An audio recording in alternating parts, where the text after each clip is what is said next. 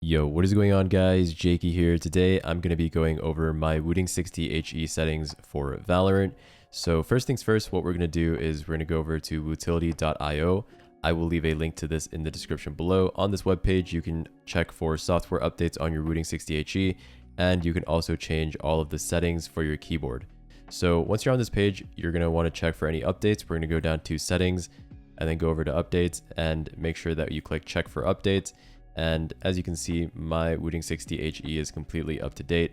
So just make sure that your keyboard is up to date. After that, what we're going to do is we're going to change one of these profiles. I changed the typing profile, and you can rename it if you want. I just renamed mine to Jaeky. I will also just leave a code, by the way, for my profile in the description that you could just paste in if you want. But I'm going to go over all of the settings and why I chose to change what I did.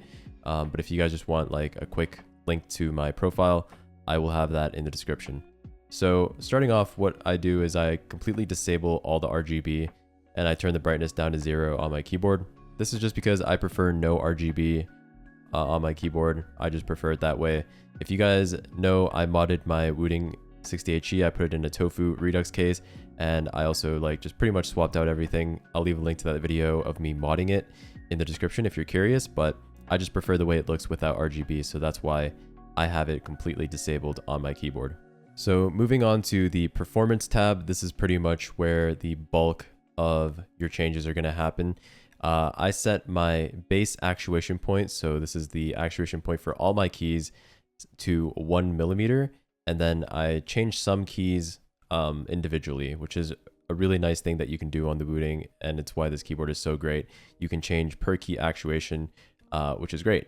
So the keys that I do change are my escape key. I have my escape key set to 2.0 millimeters, spacebar also on 2 millimeters, and my Windows key is on the max 4 millimeters, so that I don't accidentally press it while I'm in game. And same thing for the escape and the spacebar. This is just to stop myself from fat fingering. And I've had a lot of people ask me why I don't play WASD on 0.1 millimeters. And the reason I don't put WASD on 0.1 is because I feel like 0.1 is just a little bit too sensitive. And the difference between 1.0 and 0.1 are very minimal, but on 1.0, at least I'm not like fat fingering as much as I am on 0.1, because I like to rest my fingers on WASD, obviously. And sometimes I find that on 0.1, I will accidentally hit one of my movement keys just by brushing over it. So that's why I prefer the 1.0 millimeters over 0.1 for my movement keys. So that's what I do for actuation point. And now for my rapid trigger settings, I have it turned on for all the keys, and I have the sensitivity set to the lowest possible, 0.15 millimeters. So as soon as I let go of a key, it will disable it. And then I don't touch any of the advanced settings for rapid trigger. So I don't use continuous rapid trigger, and I don't use this as well. So I just don't touch the advanced settings, and I have rapid trigger turned on for all the keys set to the lowest.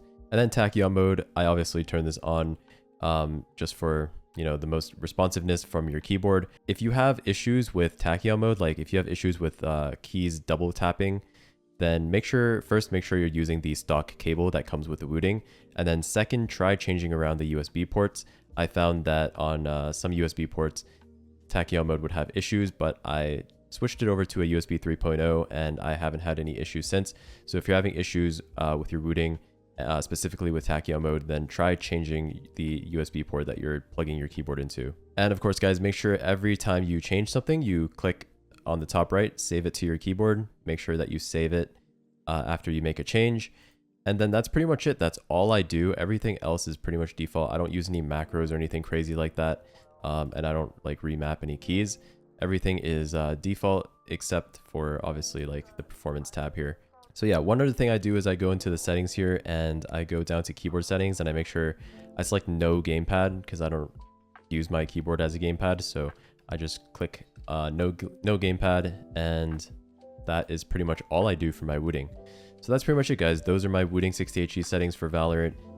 Again, the code is in the description below, and I hope this video helps you out. If it did, make sure you leave a like, comment, and subscribe, and I will see you in the next one. Peace.